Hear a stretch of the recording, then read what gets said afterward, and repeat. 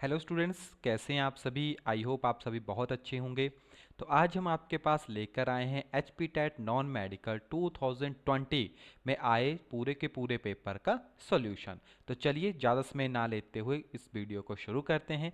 Video थोड़ा fast mode में हो सकती है क्योंकि हमारे पास 150 क्वेश्चंस है और उनको हमें स्टडी भी करना है और साथ में एक्सप्लेन भी करना है। तो चलिए फटाफट से क्वेश्चन को शुरू करते हैं।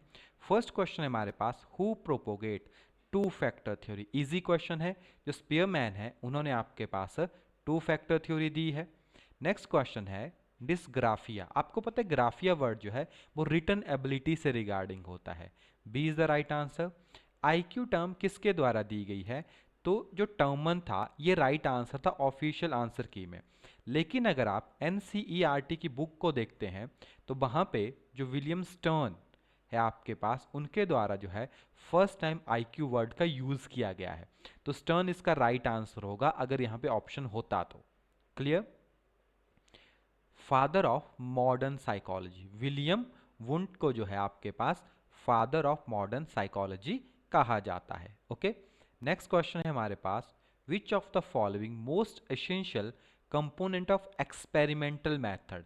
देखिए जब भी कोई लैब में मेथड होता है वो एक्सपेरिमेंटल मेथड होता है और उसकी सबसे ज़्यादा ज़रूरी टर्म्स होती हैं कि वो कंट्रोल कंडीशन के अंदर होना चाहिए। तो कंट्रोल्ड कंडीशन होना बहुत ज़्यादा ज़रूरी होता है। Which of the following age group fall under letter childhood. तो 6 से लेकर 11 साल तक आप देखें काफ़ी इजी क्वेश्चन यहाँ पे पूछे गए हैं। Fitting new information into existing schema. अगर आप नई इन्फॉर्मेशन जो है उसको फिट कर रहे हो एग्जिस्टिंग स्कीमा के अंदर तो उसको क्या बोलते हैं? असेमिलेशन बोलेंगे।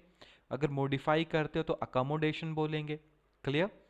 नेक्स्ट है हमारे पास द कंडीशनल स्टिमुलस यानी सी एस इन पैवलॉव। तो कंडीशन लगी थी वहां पे बेल। क्लियर। फूड जो है वो नॉर्मल स्टिमुलस है यानी अनकंडीशनिंग स्टिमुलस है और ये अनकंडीशनिंग रिस्पॉन्स होता है इसके केस में। Meaning of Gestalt as a whole. Who said language is based on thinking. ये प्याजे की टर्म थी। ओके।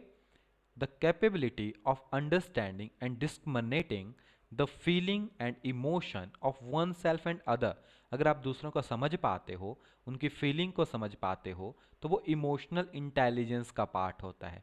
16 पीएफ टेस्ट एक पर्सनैलिटी टेस्ट है जो कैटल के द्वारा आपके पास दिया गया है। ड्राइव थ्योरी मोटिवेशन से रिगार्डिंग है। थेमेटिक एप्रिसिएशन टेस्ट जो मॉर्गन एंड म्यूरे थे, इन्होंने जो है आपके पास थेमेटिक एप्रिसिएशन टेस्ट जो है वो दिया था। The theory of multiple intelligence said that, इसका क्या कहना था? Intelligence can be a several kind, बहुत टाइप की हो सकती है। Okay. Which of the following is an emotion. देखो मेमोरी, अटेंशन, स्टिमुलस इमोशन नहीं है। फियर आपके पास एक इमोशन का टाइप है। Who gave social learning theory? Alfred Bandura. According to Maslow डेस्टेस नीड आर फुलफिल्ड फर्स्ट। तो जो आपके पास जो दैहिक यानी फिजियोलॉजिकल नीड्स होती हैं वो सबसे पहली पूरी हो, जो फिजिकल नीड्स होती हैं। Correct formula to I Q, mental age by chronological age in 200। एकदम इजी पेपर आया है देखो। Trial and error theory Thorndike के द्वारा दी गई है। Child tendency to respond to stimulus that are similar to conditional stimulus, उसको बोलते हैं जर्नलाइजेशन। क्या बोलते हैं? जर्नलाइजेशन। यानी बच्चे का जो रिस्पॉन्स है देखो वो कंडीशनिंग स्टिमुलस की तरह है। ठीक है, जो स्टिमुलस में रिस्पॉन्स आ रहा है उसको बोलते हैं generalization. Mental structure that guide social cognition is called, उसको हम बोलते हैं आपके पास स्कीमा। क्या बोलेंगे उसको? स्कीमा करके रिप्रेजेंट किया जाता है। The stranger role of information that came first is called primary effect. ठीक है, देखो पहले प्राप्त होने वाली सूचना की प्रबल भूमिका क्या कहलाती है? प्राइमरी यानी प्रथम प्रभाव।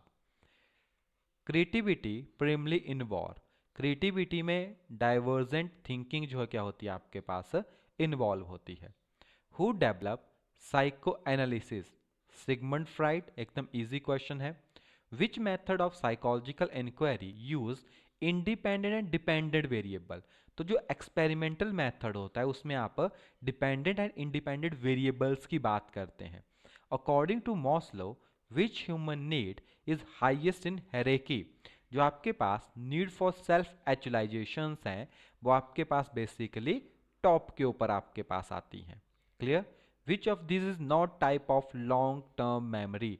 देखो डिक्लेरेटिव मेमोरी, एपिसोडिक, सिमेटिक सारी हैं, वर्किंग नहीं होगी क्योंकि वर्किंग जो है आपके पास शॉर्ट टर्म मेमोरी को बोलते हैं। थ्योरी ऑफ रीइंफोर्समेंट जो BF स्किनर है उनके द्वारा दी गई है। फादर ऑफ बिवरिज्म तो JB वॉटसन। अब एक चीज़ नोट करेंगे, जितना भी हमने अपने स्टूडेंट्स को पढ़ाया है, अगर इस पेपर को वो देते हैं तो 30 आउट ऑफ 30 निकाल लेंगे वो। क्यों? क्योंकि ये सारी चीज़ें उनको पहले से पढ़ाई गई थी, तो बहुत अच्छा रिस्पॉन्स उस टाइम पेपर में रहा भी था बच्चों का, है ना। अराउंड 2020 के अराउंड ये पेपर आया था। अभी भी जो साइकोलॉजी का पोर्शन बहुत आसान आपके पास पूछा जा रहा है, तो आप आसानी से 30 आउट ऑफ 30 यानी कम से कम 25 नंबर तो आप निकाल सकते हो, अगर आपसे बीच में एक दो चीज़ें छूट भी जाती है तो।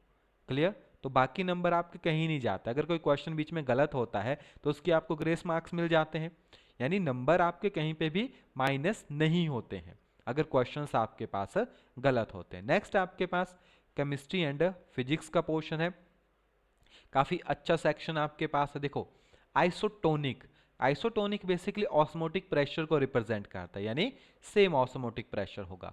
मॉडर्न पीरियडिक लॉ सभी को पता है, एटॉमिक नंबर के बेसिस के ऊपर है।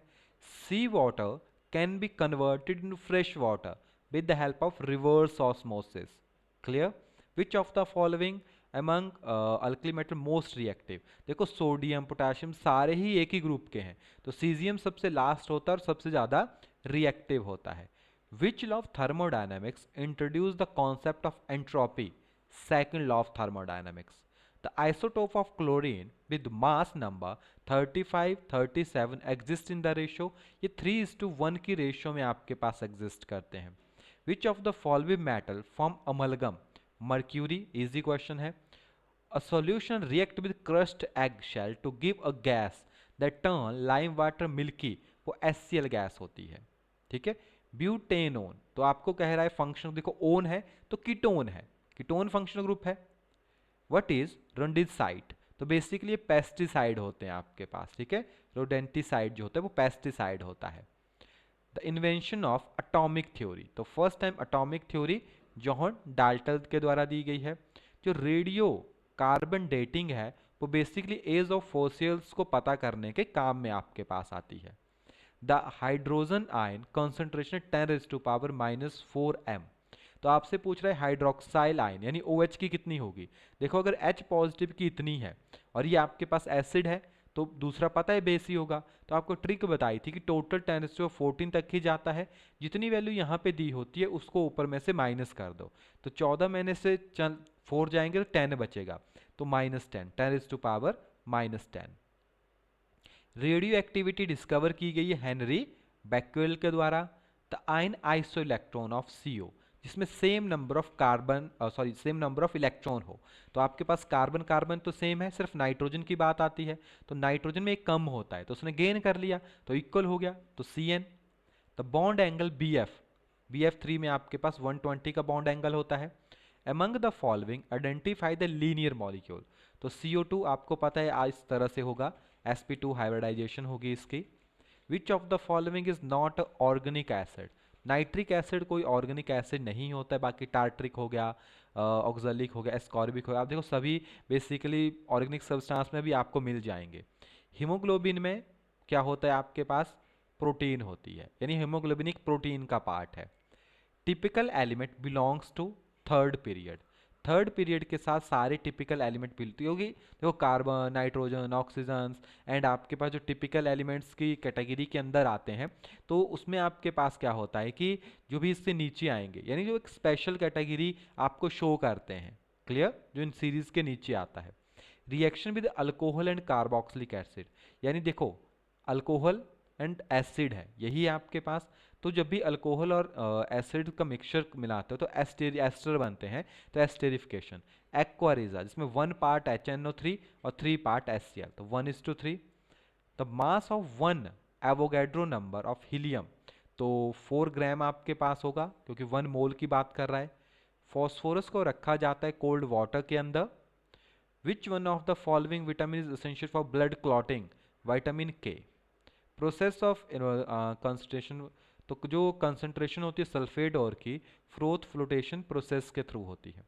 Permanent hardness of water is due to the presence of chloride and sulphate of calcium and magnesium. Clear. बाकी बाइकार्बोनेट की वजह से आपके पास क्या होता है, टेम्परेरी हार्डनेस होती है।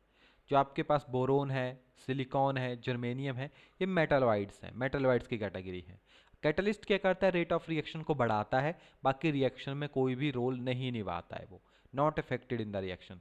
फिनोफ्थलीन एक इंडिकेटर है जो आपके पास क्या करती है, देखो its colour in acid and base. तो एसिड में क्या होगी आपके पास कलरलेस, और बेस में आपके पास वो पिंक होती है। वाट आवर, फिजिक्स के क्वेश्चन आगे, वाट आवर इलेक्ट्रिक एनर्जी के यूनिट होते हैं आपके पास, किसके, इलेक्ट्रिक एनर्जी के, हाँ किलो वाट आवर। हाँ, 1 tesla is equal to 10⁴ gauss. A bottle of container is filled with liquid appear slightly raised. वो क्यों दिखती है, due to refraction of light. Can not wave in vacuum, तो sound wave आपके पास vacuum में नहीं चलेगी। वायर जिसकी रेजिस्टेंस 100 ओहम है, लेंथ L है, increase to twice of its original length, the new resistance. अब आप खुद देखो, अगर आपके पास लेंथ डबल हो जाती है तो आपको एक फॉर्मूला बताया था NR, है ना, इसी तरह से था। यानी अगर लेंथ डबल हो रही है उसका स्क्वायर कर दो, यानी 4 टाइम, तो 4000 ओहम इसका राइट आंसर आता है आपके पास। यहाँ पे A इसका राइट आंसर होगा। ऑफिशियल आंसर की में 200 आपके पास दिया गया है। आप इसको एक बार चेक कर जरूर कीजिएगा क्वेश्चन को, क्योंकि इसको जहाँ तक मुझे याद आ रहा है हमने इसको एक बार वेरीफाई भी किया था आपके पास। क्योंकि जिससे इसको अगर आप करना चाहें तो ऐसे कर सकते हैं। आपको पता है आर जो है वो इन्वर्सली प्रोपोर्शनल तो area of cross section, length आपके पास होगी और रो इसी तरह से होगा। तो आप यहाँ पे देख पाएंगे रो तो दोनों में कांस्टेंट है, तो रो की वैल्यू तो चली गई, तो एक बन गया आपके पास R1 मान लो, ये आ गया, और R2 आपके पास आ गया L2A2, ये आ गया। अब देखो एरिया है आपके पास। अब जब आप किसी वायर को खींच रहे हो, देखो आर की वैल्यू दी गई 100 ओहम, लेंथ एल है वो इंक्रीज हो गई 2L, यानी जो L2 की वैल्यू है आपके पास वो कितनी हो गई है, 2L1, ये फिक्स हो गई। एंड इट्स ओरिजिनल लेंथ, उसके ओरिजिनल लेंथ से द न्यू रेजिस्टेंसेस। अब आप खुद सोचो, जब आप किसी वायर को खींच दोगे, ये कोई वायर है, हम सिलेंड्रिकल मानते हैं, पहले L थी अब 2L हो गई, यही हो गया। तो जो एरिया ऑफ क्रॉस सेक्शन उसमें फर्क पड़ता है, area of cross section change होता है, कितना चेंज हो देखो। अब आप देखो वॉल्यूम कभी चेंज नहीं होता, है ना। वॉल्यूम अगर आप देखें, जैसे हम पढ़ते हैं density is equal to mass into volume, तो वॉल्यूम क्या होता है, वॉल्यूम होता है आपके पास एरिया इनटू लेंथ। क्लियर। अब एरिया तो हमें नहीं पता, ठीक है, लेंथ का साथ हम वैल्यू को मान सकते हैं कि लेंथ में क्या चेंज आपके पास आएगा, है ना। वॉल्यूम कांस्टेंट है, तो एरिया 1 एरिया 2 और वॉल्यूम 1 वॉल्यूम 2 ऐसे आ सकता है। तो एरिया 1 मान लो, यानी A1 इज टू L1, दूसरी को आप मान लो A2 इज टू L2। इसी तरीके से होता है, आपको निकालना है कि A2 में क्या चेंज आएगा, ठीक है, A2 में क्या चेंज आएगा। तो L1 और L2 की वैल्यू तो आपको पता है, तो क्या बन जाएगी आपके पास, इंप्लाइज, देखो आपको A2 चाहिए ना, क्योंकि A2 में वैल्यू को डालना है। A2 आपके पास बनेगी, ये पहली तरफ चला गया, A1 इस तरह से आ गया, A1 L1 by L2, L2 नीचे जाएगा ना, हाँ L2 नीचे चला गया। और आपको पता है L2 की वैल्यू कितनी है आपके पास, L2 की वैल्यू है 2L1, 2L1, तो ये कट गया, यानी एरिया हो गया आपके पास A1 बाई 2, ये हो गया। तो यहाँ पे जब वैल्यू डालोगे तो क्या आएगा, देखो A1 तो ये है, A2 ये तो कट जाएगा। तो कैसे बनेगा आपके पास, देखिए R2 by R1 is equal to, अब ये तो ऐसे लिख सकता हूँ L2 by L1 is to L2 by A2, A2 लिखेंगे हम पहले ना, फिर दूसरे की वैल्यू, क्योंकि दूसरे की उल्टी हो जाएगी, तो आपके पास आएगा यहाँ पे A1 बाई L1 ऐसे आएगा। अब हम सारी वैल्यू तो निकाल चुके हैं आपके पास, L2 की वैल्यू आपको पता है 2L1 आपके पास है, तो L1 से L1 कट गया। और आपको पता है जो A2 की वैल्यू है वो है A1 बाई 2, तो ये 2 ऊपर चला जाएगा, ये 4 बन जाएगा, यहाँ पे मल्टीप्लाई हो जाएगा। और A1 है तो A1 को काट देगा, तो क्या बन गया, R2 is equal to 4 time of R1, है ना। और R1 की वैल्यू 100 है, सॉरी 1000 है, तो 4 होगा ना आपके पास, तो ये आई थिंक ऑफिशियल आंसर की में भी गलत दिया गया है। ऑफिशियल आंसर की में भी आंसर गलत होते हैं आपके पास, अगर आप देखेंगे तो। क्लियर। नेक्स्ट है आपके पास velocity of light in medium. तो आपको रिफ्रैक्टिव इंडेक्स दिया गया है, आपको पता है डिवाइडेड बाय सी होता है इसी तरीके से, है ना। सी की वैल्यू पता होती है आपको, तो आपको बाकी वैल्यू निकल जाएगी। velocity of light in medium is 1.5 is to 10 is to power 8 metre per second. It's refractive indexes, तो आपको रिफ्रैक्टिव इंडेक्स निकालना है, तो उल्टा लिख दिया मैंने, है ना। Speed of light and speed of light in vacuum इसी तरीके से होता है। तो 1.5 is to 10 is to power 8 ऊपर आएगा ना, तभी तो वो होगा, ये काट देगा इसको, दो आंसर आ जाएगा। 2 is the right answer. Refractive index उल्टा लिख दिया था फार्मूला। देखिए कभी कभी क्या होता है कि हम जल्दी जल्दी जैसे क्वेश्चन करवाते हैं ना, तो गलती हमसे भी हो जाती है। We are also human being. तो कहीं पे भी गलती हो तो आप बता सकते हैं कि सर यहाँ से आपने मिस्टेक कर दिया, तो उसको हम चेक करके आपको कन्फर्म, देखो थर्मल यानी टेम्परेचर, ठीक है। C is the right answer. Kinetic energy of a body of mass 3 kg and momentum आपके पास 2 न्यूटन विल बी, ठीक है। वैल्यू दी गई है। काइनेटिक एनर्जी का फॉर्मूला होता है आपके पास अपॉन 2m। रीअरेंज कर लेते हो ना हम kinetic energy and linear momentum के बीच में। Kinetic energy is equal to rho square upon 2m। इसको वैल्यूज को डालो, आंसर आएगा 2/3 joule. A body 100 gram is moving with velocity, momentum associated with, momentum होता है मास इनटू एक्सेलरेशन, ठीक है। तो मास इनटू एक्सेलरेशन इन दोनों का गुणा करो, केजी में बदलो, 1.5 is to 10 is to 1.5 kg metre per second. Diatomic gas के लिए जो आपके पास स्पेसिफिक हीट की वैल्यू होती है भी याद ही रखनी पड़ेगी, 1.40। Velocity of particle simple harmonic motion at displacement y, तो मीन पोजीशन के ऊपर होती है omega a square minus by square under the root. Which of the prism use to see infrared spectrum, rock salt prism जो आपके पास होता है। The average power dissipated in pure inductor, तो प्योर इंडक्टर के अंदर पावर जीरो होती है। Which of the matter is most elastic, quartz fibre यानी silica dioxide. A light body and heavy body equal momentum, which one is greater kinetic energy, light body formula आपके पास है, kinetic energy is equal to rho square upon 2m। जैसे इसको rearrange करना है, देखो दोनों में सेम क्या है, मोमेंटम सेम है, ये कांस्टेंट हो गया, तो जिसका मास कम होगा उसकी काइनेटिक एनर्जी ज़्यादा होगी। द फोर्स एक्टिंग परपेंडिकुलर, देखो फोर्स इस तरह से परपेंडिकुलर वर्क कर रही है ना, तो ऑब्जेक्ट सर्कल में घूमता है आपके पास। The ratio of electric to the gravitational force of interaction between two electron, ठीक है, the electric to the gravitational. तो कंपेयर कीजिएगा ग्रेविटेशन फोर्स एंड जो कूलम फोर्सेस हैं, और आंसर आपके पास आ जाएगा 4:10⁻12। A capacitor act as an infinite resistor for DC according to Hooke's law, जो स्ट्रेस एंड स्ट्रेन की वैल्यू है वो कांस्टेंट रहती है। इजी क्वेश्चन है। स्पोक साइकिल में यूज होती है टू इंक्रीज द इनर्शिया, ठीक है, मोमेंट ऑफ इनर्शिया इंक्रीज करने के लिए। If the mass of a body m, surface of the earth, mass of the body on the moon, तो मून के ऊपर भी m ही रहेगा। कारण, आप देखो मास तो कांस्टेंट है, मास चेंज ही नहीं करता, तो मास कहीं भी लेके चले जाओ मास हमेशा m ही रहेगा। क्लियर। तो यही तो पूछ रहा है, then mass of the same body on moon, तो वो m ही रहेगा। यहाँ पे आपको मैच द फॉलोइंग करने हैं। जैसे रेन ड्रॉप पे आपके पास फेरिकल होती है due to surface tension. Heart attack pressure को मेजर करता है, तो प्रेशर बेसिकली आपके पास बर्नौलीज प्रिंसिपल से डेवलप होगा। क्विड्स फाइबर परफेक्टली इलास्टिक होता है, और स्ट्रैंड ड्राई हो जाते हैं due to capillary action. Two solid A B float in water, ठीक है, and a float half of the volume immersed. तो यहाँ पे आप यूज़ कर सकते हो बेसिकली जो आपके पास अरेनियस का एक फॉर्मूला होता है relate density of solid and density of liquid के बीच में, जिसमें वॉल्यूम आ जाता है, वॉल्यूम हो गया, और density of substance, acceleration due to gravity, v2 rho two and g। तो g तो कट जाता है, v1 रो 1 v2 रो 2, ये फॉर्मूला लगा के आंसर आएगा 3:4। बोहर मैग्नेटोन EH/2πm फॉर्मूला है। Optical fibre basically communication purpose के लिए यूज़ की जाती है। A man goes 10 metre toward north, 20 metre toward east, displacement, यानी इसी तरह से बनेगा ना आपके पास कोई टेबल, है ना। तो आपके पास पाइथागोर से आप निकाल सकते हो 22.5 मीटर्स। ए प्लस बी, ए माइनस बी, एंगल्स निकालने हैं, 90 डिग्री का एंगल आता है, आप स्क्वायर करके निकाल सकते हो, स्क्वायर बोथ साइड, तो a square plus b square plus 2ab करके फॉर्मूला आपके पास आ जाएगा। ठीक है, वहाँ से आप इसको कर सकते हो। विच of the following determine the nature of path follow by the particle. तो आप देखो क्या कह रहा है, पाथ की बात की जा रही है, तो वेलोसिटी एंड एक्सेलरेशन दोनों पाथ के साथ चलते हैं।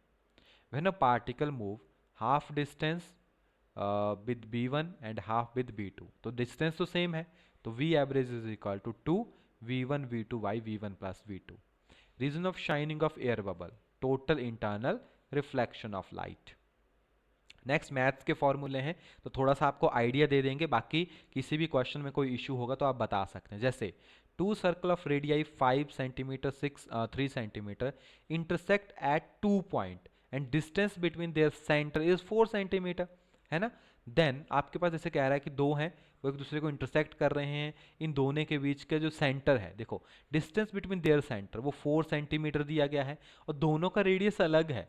इसका अगर 5 सेंटीमीटर है तो दूसरे का 3 सेंटीमीटर है ना। आपको क्या निकालना है, then length of common chords. तो यहां से अगर आप एक कॉर्ड ड्रॉ करोगे इन दोनों के बीच में, जो कॉमन होगी दोनों में, तो उसकी लेंथ कितनी होगी आपके पास, है ना। तो आप यहां से एक जर्नल सी अजम्पशन लगा सकते हो, और यहां से एक फिर ट्राइंगल ड्रॉ कर सकते हो। क्लियर, इस तरीके से यहाँ पे भी एक ट्राइंगल, यहाँ पे भी एक ट्राइंगल, डिफरेंट डिफरेंट मेथड्स होते हैं, आप सॉल्व कर सकते हो। आंसर आएगा आपके पास 6 centimetre. Clear.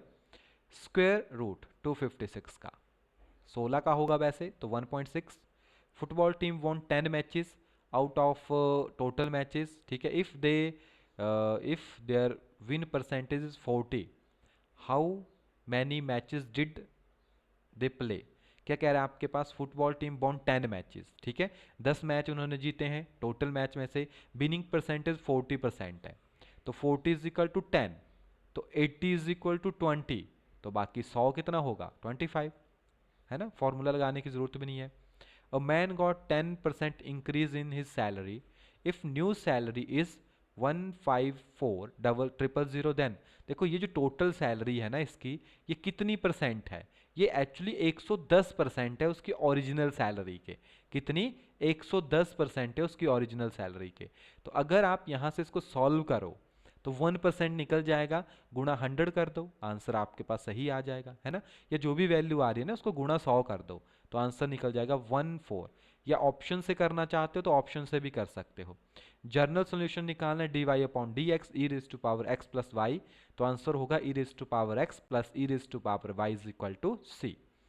Integrating factor of the differential equation 2 raise to power x, तो the right answer is 1 by x.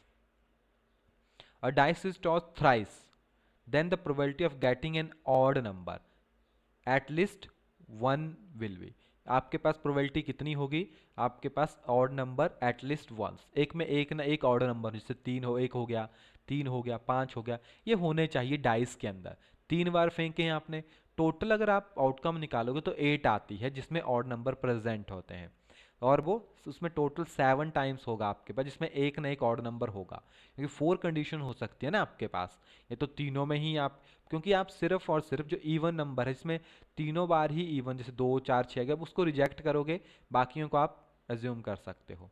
Equation of एक एलिप्स, जैसे वर्टिसेस है +-5 0 और फोकल है +-4 0, तो right answer is x² upon 25 plus y² upon 9 1, ठीक है। और लेटर एसिसिनेशन, इसको रीअरेंज करना है, राइट आंसर होगा 6/13। ये तो सिंपल सा क्वेश्चन था आपके पास, यहाँ पे देखो स्क्वायर दे दिया था, अगर यहाँ पे क्यूब होता, ठीक है, तो सी राइट आंसर होता। अगर ये स्क्वायर के साथ ही चल रहा है तो नन ऑफ दिस। और एक चीज नोट रखना, ये क्वेश्चन गलत कर दिया था फिर, यानी ग्रेस मार्क्स दे दी थी इसके।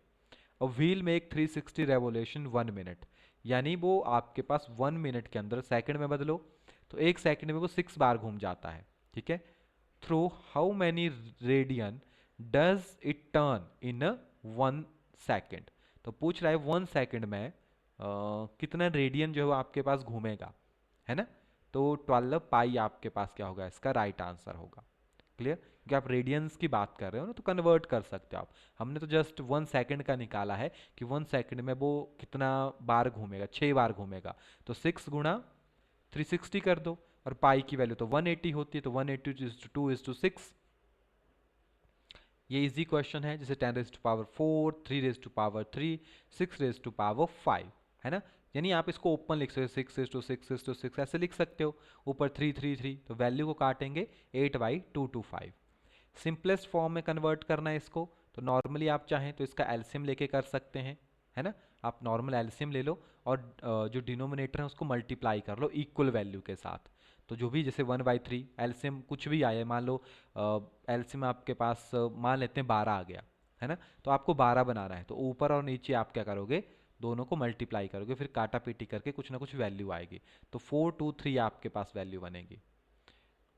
When x plus 1 upon x is equal to 3, then the value of x cube plus 1 upon x will be।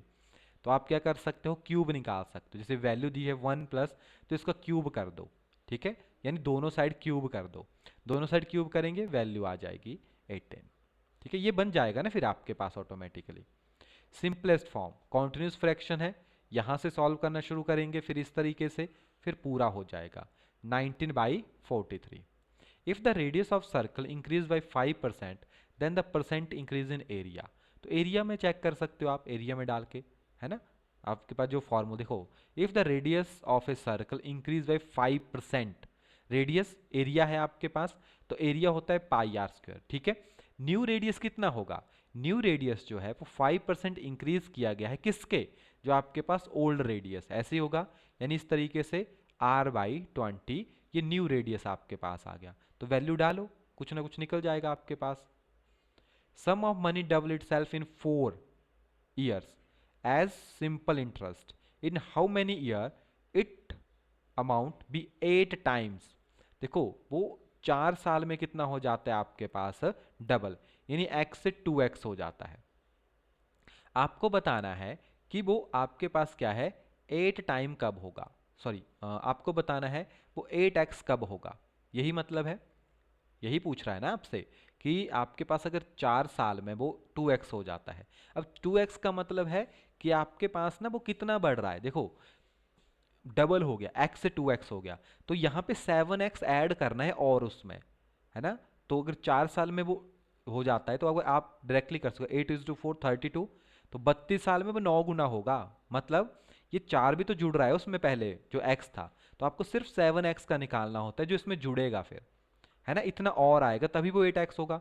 तो ये कब इंक्रीज होगा, तो हर 4 साल में एक बढ़ता है, तो दूसरे में बढ़ेगा, तीसरे में बढ़ेगा, क्योंकि सिंपल इंटरेस्ट है ना, तो प्रिंसिपल अमाउंट सेम रहता है। तो 28 साल लगते हैं तकरीबन। हाउ मैनी डायगोनल, तो डायगोनल कितने हो गए आपके पास, 35। क्लियर? ये तो सॉल्व भी करना है, ये माइनस माइनस प्लस हो जाएगा, 16⁻⁴, सॉरी माइनस माइनस प्लस ना, तो आप इसको और ज़्यादा सॉल्व कर सकते हो, ऐसे थोड़ी होगा ये। इसका आंसर 2 दिया इन्होंने, तो कैसे आएगा देखो, 2⁻⁴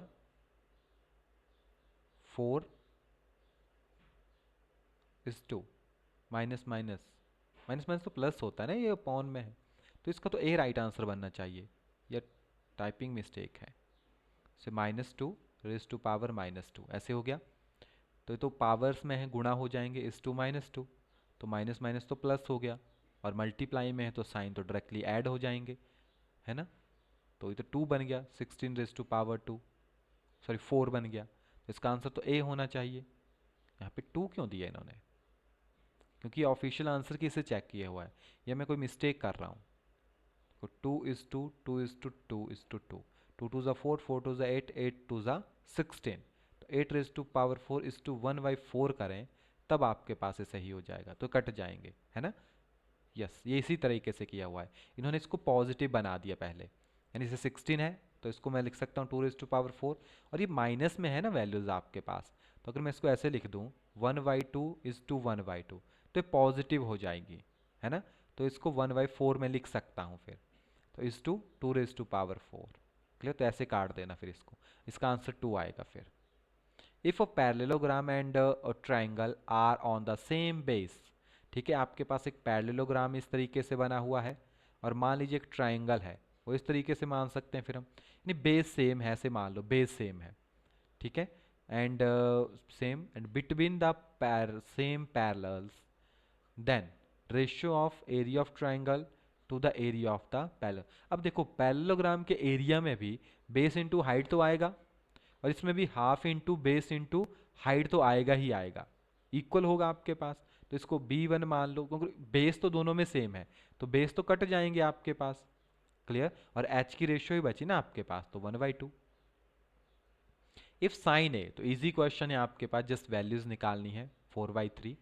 ये भी इजी है आपके पास, 2 रेज़ टू पावर, इसको कर सकते हो, बेस तो सेम बन जाएगा ना, ये 1/3 है इस टू 2:1/3, तो बेस सेम है, तो 2 raise to power 1/3 plus 1/3,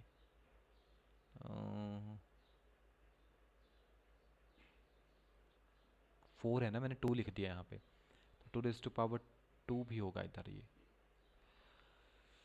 2 raise to power 2 4 हो गया, और 1 है 2/3, है ना, 2/3 होगा, और ये 2/3 प्लस 3 3/3 आ गया ना, 1 हो गया फिर ये, 2 राइट आंसर है। A pole 24 centimeter casts its shadow 20 centimeter the height of the tree. If the cast shadow is 15, then the similar condition, तो आपसे पूछ रहा है कि उसकी शेडो कितनी होगी, 18 मीटर। देखो क्या कह रहा है, पोल है 24 सेंटीमीटर है, एंड शेडो जो बन रही है उसकी वो 20 सेंटीमीटर, यानी 24 सेंटीमीटर का खंबा 20 सेंटीमीटर की शेडो बनाता है, यानी 24 की रेशियो है किसके साथ, 20 के साथ, यही है। तो आपको बताना है कि अगर आपकी इफ द शेडो इज 15, तो x इज टू 15, इनकी शेडो कितनी होगी, तो एक दूसरे के साथ वेरी करेगा, 18 है ना, निकाल देना सॉल्व करके। tan inverse x upon y minus tan inverse x minus y upon x plus y, right answer is π/4। The number of possible matrices, तो 3, यानी 2 raise to power p is to q, यानी 3:3, यानी 9, 2 raise to power 9, 512, ठीक है। ये थोड़े लंबे हैं इसलिए हम इनकी कैलकुलेशन नहीं कर रहे हैं। कॉस इनवर्स कॉस 7 π/6, 5 π/6, ये लॉग वाला है, इसका राइट आंसर लास्ट वाला होगा। क्वाड्रेटिक इक्वेशन दी गई, के की वैल्यू फाइंड करनी है, तो आप पॉलिनोमियल की इक्वेशन लगा के प्लस माइनस √4 B² - 4AC करके निकाल सकते हैं। How many litre of milk can hemisphere ball of diameter, तो आपको हेमिस्फीयर का फॉर्मूला लगाना है और उसमें चेक करना है कि कितना लीटर आ सकता है, वॉल्यूम निकालिए हो जाएगा। If a triangle and parallelogram are on the same base and between the same parallels, तो ये आपके पास सेम क्वेश्चन आ गया है, half the area of the parallelogram. Okay, next आपके पास जैसे क्वेश्चन थे, who won the Nobel prize literacy में, पीटर हैंडके जो है उन्होंने आपके पास जीता था। who was sworn in the first lieutenant governor of Union Territory of Ladakh, Radha Krishnan Mathur आपके पास थे। who is present national security advisor of India, Ajit Doval थे आपके पास। who is the founder of RS Mass, Swami Dayanand. which gas was released during Bhopal gas tragedy, methyl isocyanide। in which Indian state is the Tawang Buddhist monastery, Arunachal Pradesh. Headquarter of Asian Development Bank, Manila. Who accomplish the feat of throw bomb on Lord Hardinge in Delhi Chandni Chowk, Ras Bihari Bose. Which branch of knowledge is known as demography, study of population। How much time does moonlight take to reach Earth? 1.3 second. From which country amendment of Indian Constitution? तो south Africa से वो लिया गया है, ठीक है। When the EVM machine जो विधानसभा में यूज हुई थी फर्स्ट टाइम 1998 में, विधानसभा, हाँ, machine started in eight which place समाधि ऑफ रानी लक्ष्मीबाई, तो लक्षर ग्वालियर में प्रेजेंट है आपके पास। इन विच ईयर, तो ये क्वेश्चन गलत हो गया था, ठीक है, इसीलिए यहाँ पे कांटा लगा हुआ है। ब्लू रेवोल्यूशन फिश फार्मिंग से रिगार्डिंग है, ये क्वेश्चन भी आपके पास गलत, ग्रेस मार्क्स थी इसकी। Non permanent member of UN council, तो सिर्फ 2 साल के लिए चुने जाते हैं। Which among the following regarded as the father of western medicine, Hippocrates, ठीक है, C is the right answer. Which stage is renowned for sandalwood. Karnataka, who was known as Night nightingale of India during the freedom struggle, यानी भारत कोकिला किसको कहा जाता है, सरोजनी नायडू को, who was the first to the honour with Bharat Ratna posthumously ह्यूमिलिसी, यानी किसको जो है मरणोपरांत आपके पास किया गया था, लाल बहादुर शास्त्री जी को. Which gas is use to ripen the fruit, ethylene. The title of Netaji Subhash Chandra Bose autobiography is an India pilgrim. ठीक है. Who bought the idol of Raghunath ji from Ayodhya to Kullu, जो आपके पास दामोदर दास थे. Who was the chairman of the territorial council constitution in year 1957, Thakur करम Singh. Where is Asian biggest fish breeding center located, Delhi में है वो आपके पास. Who wrote the book Kullu देश की कहानी, लाल चंद प्रार्थी. In which year did Shimla become summer capital of British Raj, 1864. Who was Amrita Shergill, एक पेंटर थे. And which is the seat of Indian Institute of Advanced Study, यानी कहाँ पे आपके पास वो प्रेजेंट है, शिमला में आपके पास प्रेजेंट है, समर हिल में. ठीक है. तो यहाँ पे 150 क्वेश्चन आपके कवर होते हैं. अगर आप इस पेपर को थोड़ा सा एनालाइज करोगे, ठीक है, क्योंकि पेपर एनालिसिस बहुत ज़्यादा ज़रूरी होती है, तो 4-5 पोर्शन है. एक साइकोलॉजी का पोर्शन है, फिजिक्स केमिस्ट्री मैथ्स का पोर्शन है और जीके का पोर्शन है. इस पेपर में 2 पोर्शन थोड़े हार्ड हैं, एक मैथ्स का पोर्शन, जीके का पोर्शन. इनमें अगर आप तकरीबन इसमें 15 क्वेश्चन और इसमें अगर आप निकाल लें तकरीबन 5 क्वेश्चन ऐसे हैं जो थोड़ा 11-12 से रिगार्डिंग है, यानी तकरीबन 20 क्वेश्चन आप कह सकते हो थोड़ा हार्ड है. लेकिन साइकोलॉजी के 30 ऑफ 30 बहुत इजी क्वेश्चन है, फिजिक्स के 30 ऑफ 30 इजी क्वेश्चन है, केमिस्ट्री के 30 ऑफ 30 एकदम आसान क्वेश्चन है. मैथ्स में भी जो क्वेश्चन 5 के अलावा बच गए 25, वो एकदम आसान क्वेश्चन है. और यहाँ पे 15 से 30 एकदम आसान क्वेश्चन है, यानी तकरीबन 30, 60, 90. ठीक है, यानी 20 कम कर दो 130 क्वेश्चन, यानी इसमें से अगर आप 10-12 गलत भी करते हो तो इस पेपर में तकरीबन 120 नंबर आप आराम से निकाल सकते हो. बहुत अच्छे अच्छे स्कोर किए हैं इसमें स्टूडेंट्स ने, तकरीबन 130-35 तक भी स्टूडेंट गए हैं इस पेपर के अंदर. बहुत अच्छा पेपर था ये. क्लियर. तो अच्छे से पढ़ो, बाकी नेक्स्ट क्लास में नेक्स्ट पेपर आपके लिए लेकर आएंगे.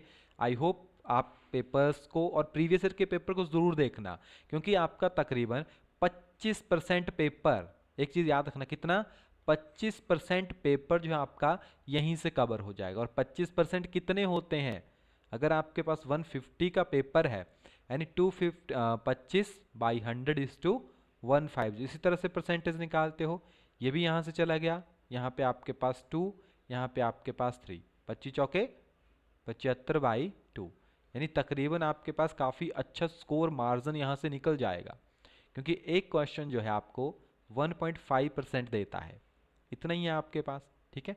तो यहाँ से इसको कीजिए, कितना आएगा 34, यानी तकरीबन अप्रोक्सीमेटली 35% मान सकते हैं, क्योंकि आधा हो जाएगा ना पेपर, तो 75 में 50% हो गया आपका 75, हाँ, है ना. ठीक है. ठीक है, कर लेना इसको. ऐसा होता है जैसे हम बोल रहे हैं ना कब से, तो माइंड स्टॉप हो जाता है, तो इसीलिए शांत होके सोचना चाहिए. यहाँ पे 15 बन गए, सद्दू ने 14, 4 और ऐसे मान सकते हैं अजम्पशन में, है ना. 34.5 के आसपास आपके पास बन रहा है ये.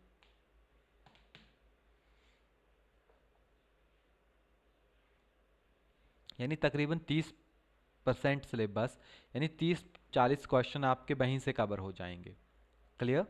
तो अच्छे से पढ़िए और अपने एग्ज़ाम की तैयारी करते रहिए. जो बच्चे अभी सोच रहे हैं कोर्स लेने का, वो अभी ना लें, क्योंकि आपका अब टैट आ चुका है. HP टैट दिसंबर 2024 की भी ऑलरेडी नोटिफिकेशन रिलीज़ हो चुकी हैं, जिसको आपको पता है कि नवंबर में आपके पास एग्ज़ाम होंगे, तो यहाँ पे नवंबर डाल सकते हैं. नवंबर तकरीबन 20 के बाद आपके पेपर शुरू हैं, 20 के अराउंड जहाँ तक मुझे याद है ना, 20 के अराउंड जो है आपके पेपर शुरू हैं. तो जो बच्चे जिन्होंने अभी नहीं पढ़ा है और वो चाहते हैं कि उनको नेक्स्ट अपनी तैयारी करनी है, ठीक है, तो वो ज्वाइन कर सकते हैं। हाँ, आपके जो पेपर हैं 15 नवंबर से शुरू हैं, 15 नवंबर को पहले 2 हो जाएंगे जेबीटी शास्त्री का, फिर आपके पास नवंबर 17 को आपके पास नॉन मेडिकल एंड एलटी का हो जाएगा, फिर 24 को आपके पास आर्ट्स और मेडिकल के हो जाएंगे, और 26 को आपके पास पंजाबी और उर्दू के पेपर हो जाएंगे। क्योंकि आपको पता है बोर्ड पहले ही इंफॉर्मेशन डाल देता है, ताकि आप जो है उसी तरीके से अपनी प्रिपरेशन कर सकें। तो चलिए इस वीडियो को यहीं एंड करते हैं। आई होप आपको बहुत से क्वेश्चन में हेल्प मिली होगी। किसी क्वेश्चन में आपको लगता है कुछ इशू है तो आप हमें कमेंट करके बता सकते हैं। नेक्स्ट वीडियो में आपके उन इश्यूज़ को हम यहाँ पे सॉल्व करेंगे। जब तक thank you and have a nice day.